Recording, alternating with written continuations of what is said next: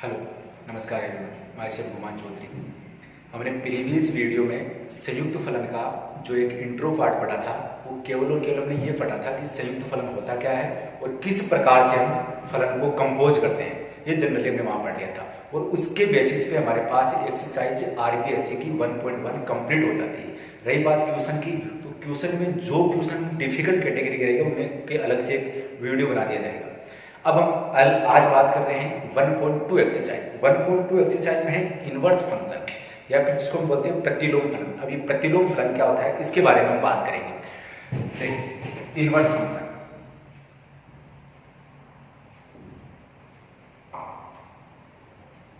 Inverse function जिसको हिंदी में बोलते हैं प्रतिलोम फलन। प्रतिलोम फलन। अब प्रतिलोम फलन का मतलब क्या हुआ? प्रतिलोम का मतलब ये हुआ कि जो हम फलन पढ़ रहे हैं उसकी जस्ट अपोजिट यदि कहीं डेफिनेशन लागू हो रही है तो उसको उसी फलन को हम बोलेंगे प्रतिलोम फलन। जैसे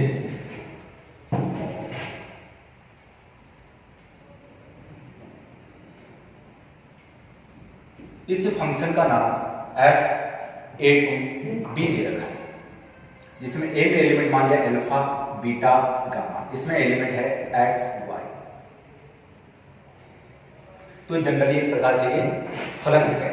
अब ये फलन हुआ तो फलन होने का मतलब ये हुआ कि ये फंक्शन तभी हो सकता है यदि a में एलिमेंट, जितने भी एलिमेंट है उन सभी एलिमेंट का b में अद्वितीय प्रतिबिंब या फिर one and only one image है, तो ये कहलाएगा हमारे पास फलन। अब हमें प्रतिलोम की यदि बात करें, अच्छा इधर से हम बात कर रहे थे कि इधर के एलिमेंट का उधर अद्वितीय प्रतिबिंब होना चाहिए, लेकिन यदि यही डेफिनेशन इस साइड से रखते हैं, इस साइड से मतलब ये हुआ कि यदि इसी को हम इनवर्स फंक्शन बोलेंगे, यदि यहाँ पर उपस्थित जितने भी एलिमेंट है उन सभी का इधर क्या हो जाना चाहिए? अद्वितीय प्रतिबिंब। देखते हैं यहाँ है, देखो यहाँ x और y दोनों का प्रतिबिंब है, दोनों का प्रतिबिंब है, लेकिन दूसरी कंडीशन क्या है? दूसरी कंडीशन ये है कि यहाँ उपस्थित एलिमेंट का one and only one image होनी चाहिए। देखिए x की कितनी इमेज है? एक इमेज। अच्छा y की कितनी इमेज है? y की एक इमेज तो अल्फा है, y की एक इमेज गामा है। इसका मतलब यहाँ y की दो इमेज बन रही है, जबकि इमेज हमारे पास फलन में होनी चाहिए वन एंड ओनली वन। तो दैट मीन्स ये एक इनवर्स फंक्शन नहीं होगा। तो अब इनवर्स फंक्शन होने के लिए क्या होगा? इनवर्स फंक्शन होने के लिए क्या कंडीशन होनी चाहिए? इनवर्स फंक्शन कंडीशन ये होनी चाहिए कि यहाँ हमारे पास जो दो इमेज है, ये दो इमेज नहीं होनी चाहिए। अब देखें एक बार कि अब इसका इनवर्स फंक्शन पॉसिबल है क्या? B में उपस्थित सभी अवयवों का A में अद्वितीय प्रतिबिंब होना चाहिए। x का देखिए कितना प्रतिबिंब है? एक प्रतिबिंब। y का कितना प्रतिबिंब है? एक प्रतिबिंब। अच्छा दोनों जितने भी एलिमेंट सभी का प्रतिबिंब बन रहा है, तो इसका मतलब ये हुआ कि यदि हम इधर से बात करें तब तो फलन था उस टाइम। अच्छा अब वापस इधर से भी बात करें, तो इधर से यदि बात करें तो इधर से भी हमारे पास फलन की डेफिनेशन कवर होनी चाहिए। तो इधर से डेफिनेशन होने का मतलब x की भी इमेज है, y की भी इमेज है। तो हम ये बोलेंगे कि किसी भी फलन का यदि हमें इनवर्स फंक्शन ज्ञात करना है तो इनवर्स फंक्शन हम तभी ज्ञात कर सकते हैं यदि उस फलन का एक विशेष प्रकार हो। विशेष प्रकार कौन सा है? विशेष प्रकार की मैं यहाँ पे एग्जांपल बता रहा हूँ कि हम दोनों इधर से भी फलन बोल सकते हैं, उधर से भी फलन बोल सकते हैं। तो ऐसा कौन सा प्रकार है फलन का? ये मान लिया a है, ये मान लिया b है, इसको नाम दे रहे f। यहाँ पे लिखा मैंने 1 2 3, यहाँ लिखा मैंने x y z। यहाँ 1 की इमेज z, 2 की इमेज x, 3 की इमेज y। अब देखिए ये फलन है, यदि ये फलन f(a2b) a में उपस्थित सभी अवयव 1 2 3 तीनों का प्रतिबिंब बन रहा है और one and only one image आ रही है इनकी, तो ये फलन हो गया। अब इसका इनवर्स फंक्शन, इनवर्स फंक्शन का मतलब मैं इधर खड़ा हो गया और अब यही डेफिनेशन अब इधर से कंप्लीट होनी चाहिए। B में उपस्थित सभी एलिमेंट का मतलब x y z सभी का प्रतिबिंब होना चाहिए या फिर इमेज होनी चाहिए। तो सभी की इमेजेस बन रही है, सभी की एक एक इमेज होनी चाहिए। x की कितनी इमेज है? एक। y की भी एक इमेज, z की भी एक इमेज। इसका मतलब ये हुआ इस फलन f(a2b) का हम प्रतिलोम फलन या फिर इनवर्स फंक्शन इवेल्युएट कर सकते हैं। अच्छा अब इसका तो इसकी प्रकार कौन सा प्रकार भाई कि कौन सा ऐसा प्रकार है जिसमें हम इनवर्स फंक्शन ज्ञात कर सकते हैं? तो ये फलन का प्रकार देखिए। फलन का प्रकार होने के लिए एक तो प्रांत को ध्यान में रखते हुए डेफिनेशन देखते हैं, एक सह प्रांत को ध्यान में रखते हुए डेफिनेशन देखते हैं। यदि प्रांत में जानते हैं तो सभी एलिमेंट की पर्टिकुलर स्वयं की अपनी अपनी इमेज है। इसका मतलब इसका प्रकार कौन सा हो गया? एक एक। ये मैंने प्रीवियस वीडियो में बता दिया इसके प्रकार कैसे ज्ञात करते हैं, ये हो गया एक एक की। अच्छा अब यदि इधर से जानते हैं तो यहाँ पे यदि कोई एलिमेंट वैकेंट नहीं है या फिर सभी एलिमेंट्स का पूर्व प्रतिबिंब है तो इसको हम बोलेंगे आच्छादक, इसको हम बोलेंगे आच्छादक। तो हम इनवर्स फंक्शन उसी फंक्शन का ज्ञात कर सकते हैं जिस फलन का प्रकार एकेकी और आच्छादक हो। तो इस फलन का हम क्या ज्ञात कर सकते हैं? प्रतिलोम फलन। यदि इसका फलन की बात करते हैं तो फलन f को लिखने का तरीका होता है 1 to z 2x 3y। अब ये भी हमने देख लिया कि इस फलन का प्रकार एकेकी आच्छादक या फिर 1 1 on 2 है। तो इस फलन का हम f इनवर्स ज्ञात कर सकते हैं और f इनवर्स कहां से कहां होगा? b to a। ये f तो हो जाएगा a to b और f इनवर्स हो जाएगा b to a। f inverse में क्या लिखेंगे? h to f से 2 y से 3 z से 1 या फिर डायरेक्ट यहाँ पलट के लिख सकते हैं सभी को, तो ये हो जाएगा f इनवर्स। अब बात है ये तो हमारे पास एक तरीके से प्रैक्टिकल अप्रोच है, क्वेश्चन किस प्रकार से है और हम इसको सॉल्यूशन कैसे करेंगे। हमें जो क्वेश्चन पूछा जाएगा आरबीएससी या फिर एनसीईआरटी में जो भी एग्जामिनेशन होते हैं वहां यदि क्वेश्चन पूछा जाता है तो ऐसा पूछा जाता है कि पहले हमें उस चीज को प्रूव करना है कि वो फलन एकेकी और आच्छादक है या नहीं, या फिर 1 1 on 2 है या नहीं। यदि 1 1 on 2 है तो उस फंक्शन का आपको इनवर्स फंक्शन ज्ञात करना होता है या फिर उस फलन का प्रतिलोम फलन हमें ज्ञात करना होता है। तो वो सिद्ध कैसे करते हैं? वो सिद्ध करने का हम एक तरीका देखते हैं। तो पहले तो ये हुआ कि हमें उसको क्या सिद्ध करना है? एकेकी सिद्ध करना है। फिर हमें उसको क्या सिद्ध करना है? आच्छादक सिद्ध करना है। एकेकी और आच्छादक सिद्ध करने के बाद ही उसका आप इनवर्स लिख सकते हैं। तो ये तो हमारे पास जनरली एक तरीके से प्रैक्टिकल अप्रोच का क्वेश्चन था। थ्योरेटिकल अप्रोच का क्वेश्चन जो होता है उसको हम कैसे सॉल्यूशन करते हैं? थ्योरेटिकल अप्रोच का क्वेश्चन की मान लिया कि यदि हमें क्या सिद्ध करना है?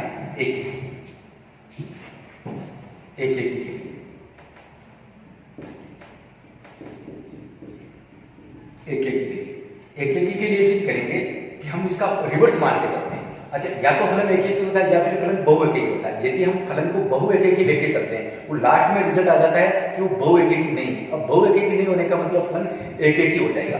तो हम क्यों मानेंगे कि मान लिया फलन जो है एकेकी के लिए सिद्ध कर रहे हैं तो माना फलन बहुएकेकी, माना फलन बहुएकेकी। अच्छा, बहुएकेकी है इसका मतलब ये हुआ कि यदि जो फलन था, माना फलन, यहां पे परिभाषा लिख देते हैं, माना फलन f a to b बहुएकेकी। ये a ले लिया, ये b ले लिया। बहुएकेकी होने का मतलब ये हुआ कि यहाँ 2 या 2 से अधिक एलिमेंट की एक ही इमेज है। तो x1 और x2 दोनों की इमेज यहाँ पे क्या दे रखी है? y, यानी x1 और x2 की एक ही इमेज है। x1 की भी एक इमेज, x2 की भी एक इमेज।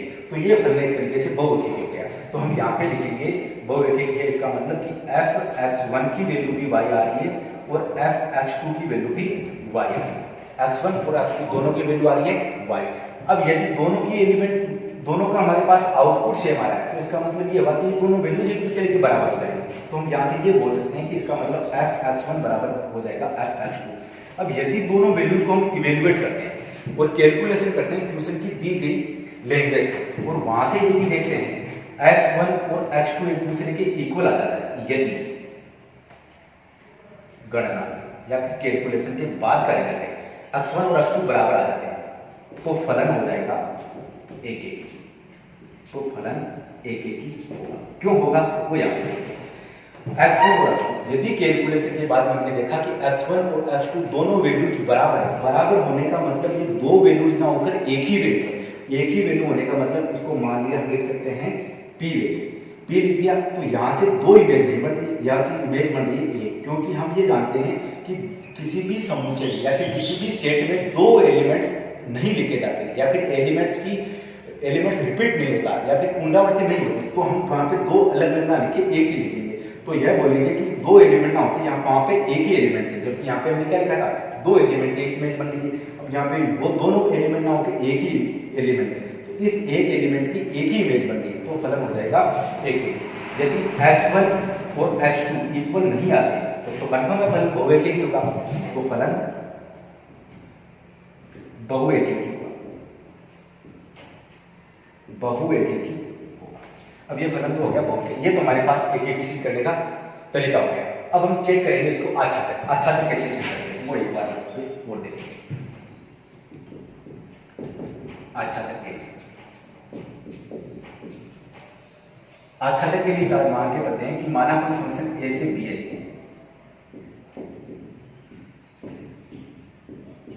तो x is belongs to sorry y मान लेते हैं, y इज बिलोंग्स टू, यानी एक एलिमेंट y ऐसा है जो b में बिलोंग करता है, या फिर b को हम ऐसे भी लिख सकते हैं कोडोमेन, कोडोमेन या फिर सहप्रांत। आच्छादक कब सिद्ध करते हैं कि कोडोमेन या फिर सह प्रांत में जितने भी एलिमेंट है उन सभी एलिमेंट का इस प्रांत ए में पूर्व प्रतिबिंब या प्री इमेज होनी चाहिए, या फिर ऐसे बोले कि इस बी में जितने भी एलिमेंट होंगे, यहां पे हम एक एग्जांपल ले लेते हैं सह प्रांत के लिए, ये ए ये बी ये फंक्शन f, यहाँ पे x1 x2 x3 कुछ भी हो सकता है, ये हमने ले लिया y। तो हम ये देखेंगे कि जो हमने y माना है उस y, ये y इमेज होनी चाहिए यहाँ उपस्थित एलिमेंट में, तो इस y के लिए जो हमने माना है यहाँ पे आउटपुट, आउटपुट माना है इस y के लिए यदि हमें इनपुट मिल जाता है तब हम बोलेंगे कि फलन कैसा है, आच्छादक फलन है, क्योंकि जो हम y मान के चल रहे थे उस y के लिए आपको पूर्व प्रतिबिंब मिल गया है, इसका मतलब यहाँ एलिमेंट जो है वो कोई भी एलिमेंट वैकेंट नहीं होगा। तो मान लिया कि y किसमें है, सह प्रांत में, सह प्रांत में हमें क्या ज्ञात करना है, हमें ज्ञात करना है यहाँ से कोई ना कोई इसका इनपुट ज्ञात करना है। तो माना कि हम यहाँ पे x रख रहे हैं और x रखने पे क्या मिल रहा है, y मिल रहा है, हमें इस x की वैल्यू इवेलुएट करनी है, और x की जो वैल्यू में प्राप्त हो जाती है वो x की वैल्यू क्या होना चाहिए, a में बिलोंग करनी चाहिए, x is belongs to a, तो फलन आच्छादक। यदि ये x जो है वो a में बिलोंग नहीं करता है तो फलन अंतःछेदी, तो फलन अंतःछेदी होगा। तो हम जनरली इसको इस प्रकार से सॉल्यूशन कर सकते हैं। ये हम इसकी लैंग्वेज पे गए थे विदाउट कोई क्वेश्चन लिए कि इसका कंसेप्ट क्या होता है, जितना कुछ समझ में आया वो बहुत अच्छी बात है, नहीं आया तो हम यहाँ पे क्वेश्चन लेते हैं जो हमारे पास किताब में दिए होते हैं, वहां से उस प्रकार से हम इसको कैसे एक बार सॉल्यूशन करते हैं वो देखते हैं।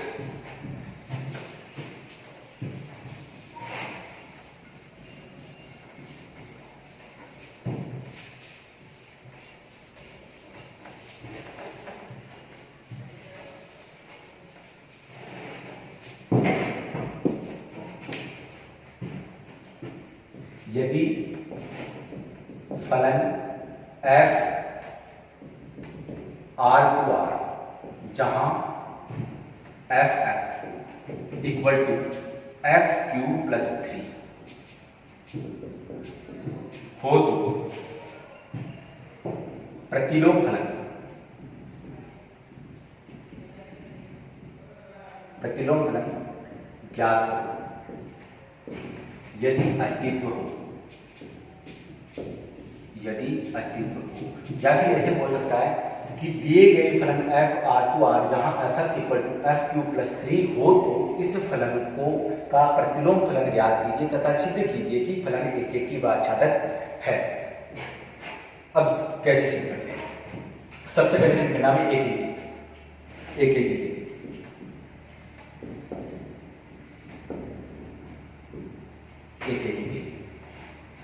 एकेकी के लिए तो हम मान के चलते हैं कि माना फलन कैसा है, बहुएकेकी, माना फलन बहुएकेकी, तो बहुएकेकी है जहां x1 और x2 किसमें बिलोंग करते हैं, प्रांत में, प्रांत क्या दे रखा है। अच्छा, अब बहुएकेकी के दो एलिमेंट है जो किसमें बिलोंग करते हैं, प्रांत में, इन दोनों एलिमेंट की बहुएकेकी होने का मतलब इन दोनों एलिमेंट की एक ही इमेज होनी चाहिए। तो f(x1) बराबर y, f(x2) बराबर y, और जहां ये लिख देते हैं y इज बिलोंग्स टू सह प्रांत, सह प्रांत लिखें या r लिखें, क्योंकि सह प्रांत में यहाँ पे r दे रखा है, दोनों वैल्यू आ गई। अच्छा, अब ये हुआ कि दोनों वैल्यूज, दोनों का RHS बराबर है तो LHS भी बराबर है, तो हम यहाँ लिखेंगे f(x1) इक्वल टू f(x2)। फलन जो फंक्शन दे रखा है, इस फंक्शन में हमें x के स्थान पे x1 रखना है, वैल्यू क्या आ जाएगी x1³ plus 3, x1³ plus 3 equal to, अब हमें रखना है x2, तो ये हो जाएगा x2³ प्लस 3, यहाँ पे कीजिए x3 से 3 कैंसिल, घात से घात कैंसिल, तो x1 इक्वल टू आ गया x2। अब यदि x1 और x2 इक्वल आ गया तो फलन कैसा हो जाएगा, एक ही फलन। जस्ट हमने इससे पहले डेफिनेशन पढ़ी थी, क्योंकि यदि दो एलिमेंट इक्वल है तो दो एलिमेंट इक्वल होने का मतलब सेट में वो रिपीट नहीं हो सकते, तो वो दो एलिमेंट ना होकर एक ही एलिमेंट है, तो ये फलन हो जाएगा हमारे लिए एक ही। अतः फलन एक ही होगा। अब हम देख रहे हैं इसका आच्छादक के लिए, आच्छादक इसको कैसे शुरू करते हैं।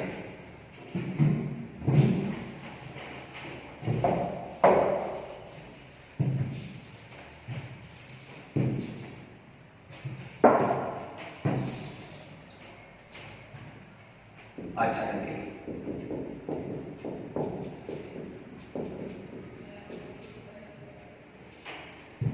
आच्छादन की बात करें तो इसमें मान लिया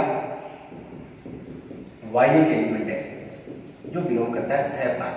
सहप्रांत लिखे या R लिखे, तो यहाँ सहप्रांत भी R है तो यहाँ डायरेक्ट R भी लिख सकते हैं, सहप्रांत भी लिखे।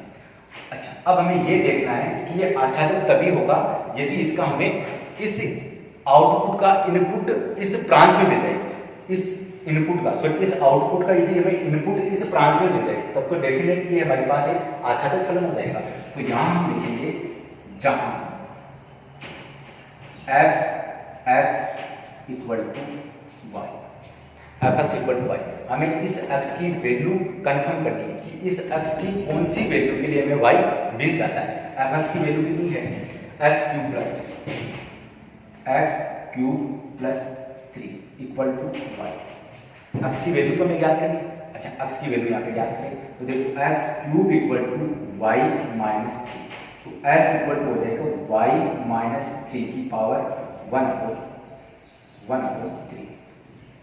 ये x की वैल्यू है। इसका मतलब ये जो हमने y सहप्रांत में माना था, ये कौन से वाले एलिमेंट के लिए हमारे पास एक आउटपुट हो जाएगा, यानी हमें आउट इनपुट मिल गया कि यदि मैं फंक्शन में उस x के स्थान पे y माइनस 3 की पावर 1/3 यदि इन रखता हूं तो मेरे को y मिल जाता है, और यदि y मिल जाता है तो फलन हमारे लिए एक आच्छादक फलन हो जाएगा। तो फंक्शन में हम क्या रखेंगे y माइनस 3 की पावर 1/3, तो रखो फंक्शन में x के स्थान पे, x के स्थान पे क्या रखें y माइनस 3 की पावर 1/3, इस x के स्थान पे y माइनस 3 की पावर 1/3, x के स्थान पे रखते हैं, इसकी पावर दे रखी है 3, ये अपनी पावर रखती है 3 प्लस 3 प्लस इस पावर से पावर कैंसिल, इस माइनस 3 से प्लस 3 कैंसिल, तो ये क्या मिल जाएगा y मिल जाएगा। अतः फलन हो जाएगा अच्छा, अतः फलन अच्छा। ये हमारे पास जो डिफिकल्ट नाम था वो हमने कंप्लीट कर दिया। अब हम आसानी से इसका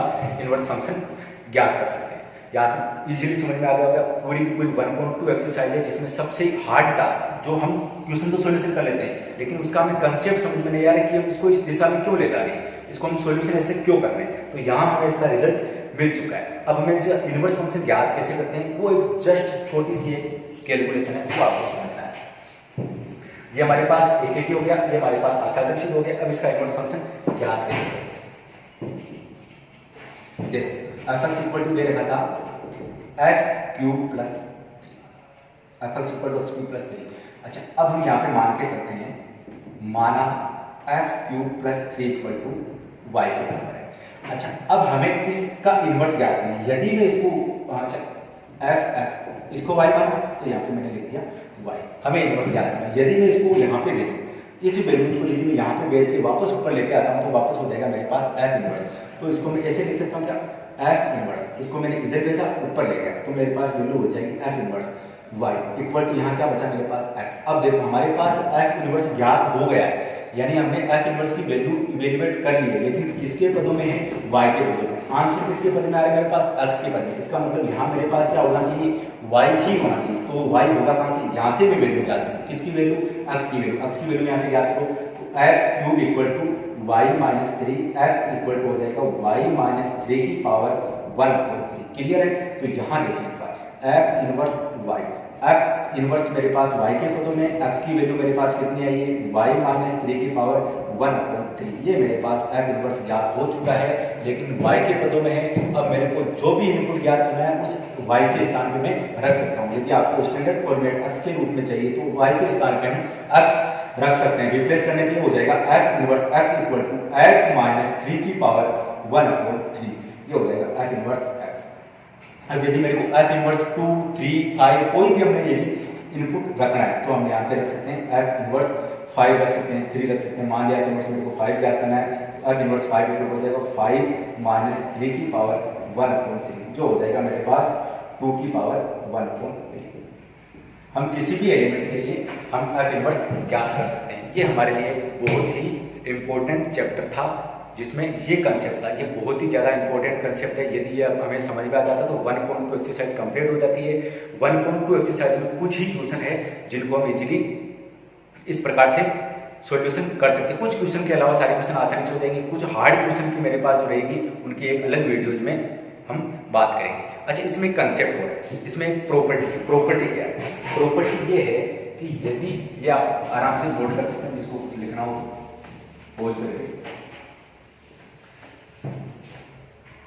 प्रॉपर्टी ये है कि यदि हम वैल्यू ज्ञात करते हैं जहाँ पे हमारे पास g ऑफ f, क्योंकि हम पढ़ रहे हैं यहाँ पे संयुक्त फलन, तो संयुक्त फलन पढ़ रहे हैं तो g ऑफ f यदि ज्ञात किया है तो g ऑफ f का जो इनवर्स होता है वो होता है f inverse of g inverse. किसी भी एलिमेंट की बात करें, x की यदि बात करें तो यहाँ पर हम x की बात कर सकते हैं। g of f inverse x equal to f inverse of g inverse. हम आसानी से इसको सॉल्यूशन कर सकते हैं, जहाँ यदि f a टू b होगा और g b टू c, कुछ भी हम इसको इस प्रकार से लिख सकते हैं। अब हम इसके नेक्स्ट कंसेप्ट की बात करेंगे हम नेक्स्ट वीडियो में। Thank you.